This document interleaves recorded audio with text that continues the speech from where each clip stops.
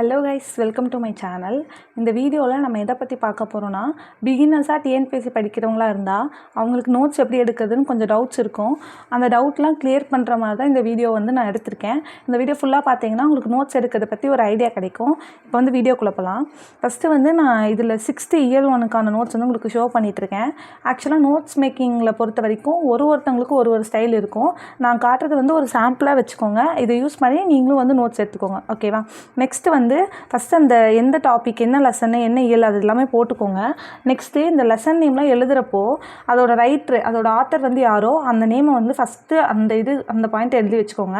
இப்போ இன்பத்தமிழ்னா பாரதிதாசன் எழுதியிருக்கேன்ல. நெக்ஸ்ட்டு தமிழ் கும்மினா பாவலரேறு பெருஞ்சித்திரம்னு எழுதியிருக்கேன். இந்த மாதிரி எழுதி வச்சுக்கோங்க.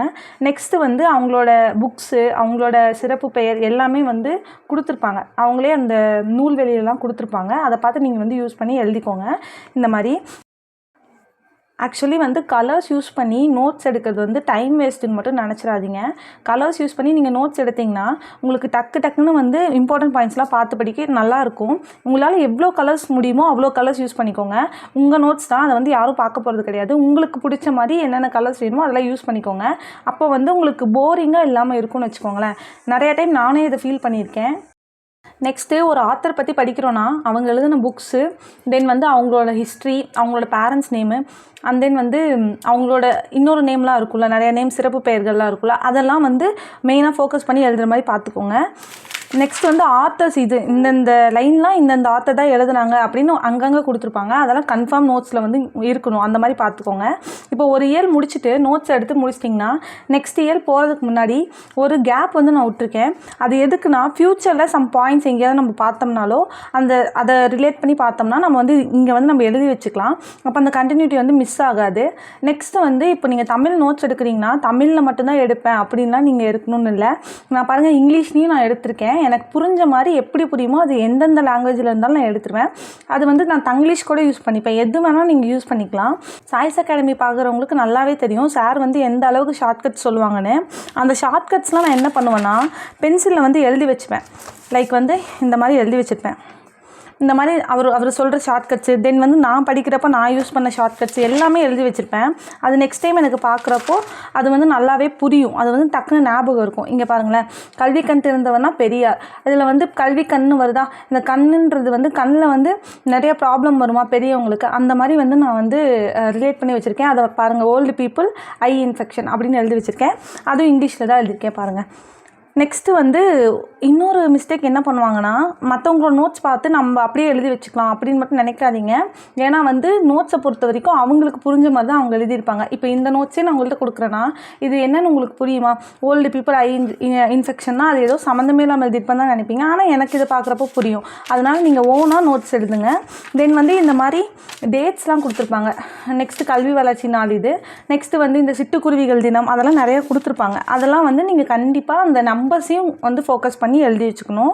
நெக்ஸ்ட்டு இங்கே பாருங்கள், எல்லா இதுலேயுமே நான் அப்படி தான் எழுதியிருக்கேன்.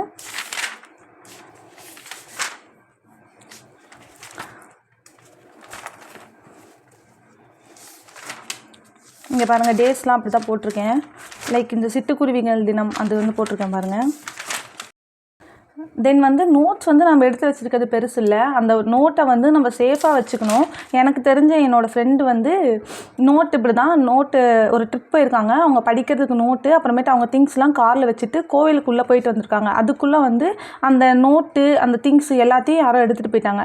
அவங்களுக்கு என்னென்னா, திங்ஸ் போனது கூட பரவாயில்ல, நோட்ஸ் போயிடுச்சுங்கிறது யாராலையும் ஏற்றுக்க முடியாது. அவங்க ஃபஸ்ட்டு ஸ்டார்டிங் படிக்க ஆரம்பித்ததுலேருந்து இது வரைக்கும் அவங்க அந்த கோயில் போகிற வரைக்கும் படித்தது எல்லாமே இருந்த நோட்ஸ் அது. அந்த பெயின் அவங்க சொல்கிறப்ப எனக்கு நல்லா புரிஞ்சுது. அது மாதிரி இந்த மாதிரி மிஸ்டேக் மட்டும் யாரும் பண்ணிடாதீங்க. நம்ம வெளியே எடுத்து போய் தொலைக்கணும்னு கூட இல்லை. வீட்டில் வச்சே நிறைய பேர் தொலைச்சிருக்காங்க. நானே நிறையா நோட் தொலைச்சிருக்கேன். ஸோ அது சேஃபாக பார்த்துக்கோங்க. நோட்ஸுங்கிறது எவ்வளோ பொக்கிஷன் நமக்கு எல்லாத்துக்கும் நல்லா தெரியும். அது சேஃபாக பார்த்துக்கோங்க. நெக்ஸ்ட்டு நோட் மேக் பண்ணுறவங்க எந்த மாதிரி பென்ஸ் யூஸ் பண்ணணும்னா, நீங்கள் ரீஃபில் யூஸ் பண்ணுறது பெஸ்ட்டாக இருக்கும். தென் ரீஃபில்ல எந்தெந்த பிராண்ட் எனக்கு பர்சனல் ஃபேவரெட்னா, டாம்ஸ் பிராண்டில் வந்து காம்போவாக ஒரு ரீஃபில் கிடைக்கும். அதோட லிங்க் நான் வந்து உங்களுக்கு கொடுக்குறேன், வேணும்னா வாங்கிக்கோங்க. அது சூப்பராக இருக்கும். அது யூஸ் பண்ணி தான் நான் மேக்ஸிமம் நோட்ஸ் எடுப்பேன். தென் வந்து இந்த கலர்ஸ் யூஸ் பண்ணுறோம்ல, இந்த கலர்ஸில் வந்து நான் பண்ண தப்பு என்னென்னா இந்த ஸ்டிக்ஸை யூஸ் பண்ணிட்டேன் ஃபஸ்ட்டு. அதுவுமே நீங்கள் ரீஃபிலாக யூஸ் பண்ணி பாருங்களேன், சூப்பராக இருக்கும். இந்த ஸ்டிக்ஸ்னால் கொஞ்சம் பேப்பர் உரியிறது அந்த மாதிரிலாம் நடக்கும். ஆனால் நீங்கள் ரீஃபில்னால் அந்த ப்ராப்ளம் எதுவுமே உங்களுக்கு வராது. ஸோ தட் வந்து அதுக்குமே ரீஃபில் வாங்கி வச்சுக்கோங்க. உங்களுக்கு தேவையான அந்த கிட்டோட லிங்க் வேணால் நான் கொடுக்குறேன் உங்களுக்கு. நெக்ஸ்ட்டு வந்து இந்த ஹைலைட்டர்ஸ் இல்லாமல் நம்மளால் புக்கில் படிக்கிறப்போ ஃபஸ்ட்டு வந்து புக்கில் படிச்சுட்டு தான் நம்ம வந்து நோட்ஸ் எடுக்க ஸ்டார்ட் பண்ணுவோம். படிக்கிறப்போவே இந்த மாதிரி இம்பார்ட்டன்ட் பாயிண்ட்ஸ்லாம் நோட் பண்ணி வச்சுக்கோங்க. அதுக்கு ஹைலைட்டர்ஸ் உங்களுக்கு நல்லா யூஸ் ஆகும். உங்களுக்கு எல்லா லிங்க்கும் நான் கீழே கொடுத்துருக்கேன், ஈஸியாக போய் நீங்கள் பை பண்ணிக்கலாம். Next sticky notes. இந்த ஸ்டிக்கி நோட்ஸ்னால் இதுதான் அந்த ஸ்டிக்கி நோட்ஸு.